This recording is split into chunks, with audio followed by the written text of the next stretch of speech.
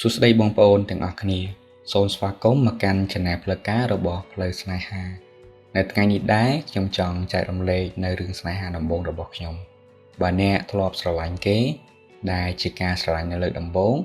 អ្នកនឹងយល់ដឹងថាវាជាផ្នែកមួយដែលពិបាកបំភ្លេចជាងគេ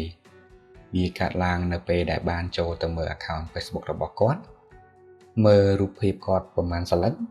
គាត់ធ្វើឲ្យចិត្តរបស់ខ្ញុំជាប់ចិត្តនឹងគាត់ព្រោះរូបភាពប្រមាណសន្លឹកនោះធ្វើឲ្យខ្ញុំស្រឡាញ់នៅភាពដែលជាខ្លួនឯងរបស់គាត់ខ្ញុំក៏សម្រេចចិត្ត add friend Facebook ជាមួយនឹងគាត់ហើយពួកយើងក៏ចាប់ផ្ដើមលេងឆាតជាមួយនឹងគ្នាតាក់ទងគ្នារហូតបង្កើតបានជាទំនាក់ទំនងស្នេហាក្រោយមកខ្ញុំក៏បានសុំគាត់ធ្វើជាសង្សារហើយគាត់ក៏បានយល់ព្រមបន្ទាប់ពីនោះមកដៃគូរបស់ខ្ញុំណែនាំខ្ញុំទៅកាន់ប៉ាម៉ាក់បងប្អូនរបស់គាត់ធ្វើឲ្យចិត្តរបស់ខ្ញុំកាន់តែស្រឡាញ់គាត់ខ្លាំងជាងមុនទៅទៀតពួកយើងនៅបន្តតាក់ទងគ្នាខ្ញុំធ្វើការរបស់ខ្ញុំនៅក្រុមហ៊ុនតាមធម្មតាហើយនៅថ្ងៃសម្រាកយូរម្ដងពួកយើងក៏ទៅញ៉ាំអីនៅកន្លែងផ្សេងដើរលេងតាមតំបន់ប្រាសាទ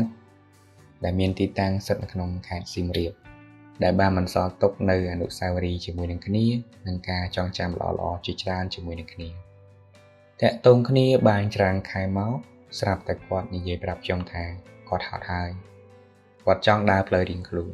អារម្មណ៍និងចិត្តរបស់ខ្ញុំនៅពេលហ្នឹងគឺពិបាកចិត្តខ្លាំងណាស់រោគនឹងនិយាយអ្វីមិនចេញទេព្រោះវាជាស្នេហាដំបូងខ្ញុំក៏សម្រួលអារម្មណ៍សិនហើយឆ្លើយតបទៅកាន់គាត់វិញថាតើអូនកើតអីជួបរឿងអីអាចប្រាប់បងបានណាបងរងចាំស្ដាប់អូនគាត់តបមកថាបើចង់ឲ្យគាត់នៅបន្តក៏គ្មានន័យអ្វីដែរ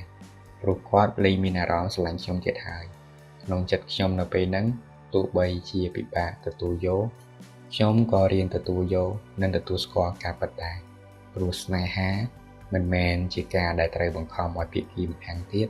ត្រូវតែមកស្រឡាញ់យើងនោះទេទោះជាពេលនោះខ្ញុំឲ្យគេទ្រាំស្រឡាញ់ខ្ញុំនៅបន្តទៀតក៏គ្មានន័យអ្វីដែរបើចិត្តរបស់គេលែងដូចមុនលែងមានចិត្តស្រឡាញ់យើងអញ្ចឹងមានតែសម្រេចចិត្តដោះលែងគេទៅក្រោយពីទំនាក់ទំនងនោះបានបញ្ចប់ខ្ញុំក៏ចាប់ផ្ដើមចេះញ៉ាំស្រាដើរលេងដែលធ្វើឲ្យខ្ញុំនឹងជាមនុស្សម្នាក់មួយថ្មីទៀតព្រោះតែស្នេហាដំបូងរបស់ខ្ញុំអារម្មណ៍ដែលស្រឡាញ់គឺវាជ្រាលជ្រៅពិបាកនឹងបំភ្លេចណាស់ខ្ញុំត្រូវរៀនទទួលស្គាល់ការពិត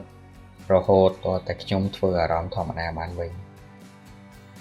អញ្ចឹងវាប្រើពេលរៀងយូរដែរស្នេហាដំបូងមិនមែនជាស្នេហាដែលត្រូវបញ្ចប់ជាមួយពាក្យថារហូតទេប៉ុន្តែជាស្នេហាដែលបានមករៀនឲ្យខ្ញុំដឹងថាស្រឡាញ់គេមិនត្រឹមតែចង់នៅក្បែរគេឃើញមុខគេតែវាជាការឲ្យចិត្តទៅកាន់គេដែលមិនចាំបាច់ទទួលអ្វីត្រឡប់មកវិញយើងមិនបានប៉ុនប៉ងតែចង់បានអីចង់បានតែត្រឹមថាឃើញមុខគេនៅក្បែរគេគឺគ្រប់គ្រាន់ស្នេហាដំបូងរបស់ខ្ញុំនឹងមិនអាចត្រឡប់មកវិញឡើយតែវាជាផ្នែកមួយដែលដកជាប់នៅក្នុងចិត្តរបស់ខ្ញុំរហូតទៅបើអ្នកធ្លាប់មានស្នេហាដំបូងដូចខ្ញុំឬក៏មិនដូចខ្ញុំបងប្អូនទាំងអស់គ្នាអាចចែករំលែករឿងរបស់បងប្អូនខ្លីៗនៅក្នុង comment ខាងក្រោមបានបើបងប្អូនចូលចិត្តវីដេអូរបស់ខ្ញុំសូមកុំភ្លេចជួយចុច like និង subscribe ដើម្បីទទួលបានរឿងស្នេហាផ្សេងៗទៀតពីផ្លូវស្នេហានៅថ្ងៃក្រោយសូមអរគុណជួបគ្នានៅវីដេអូក្រោយ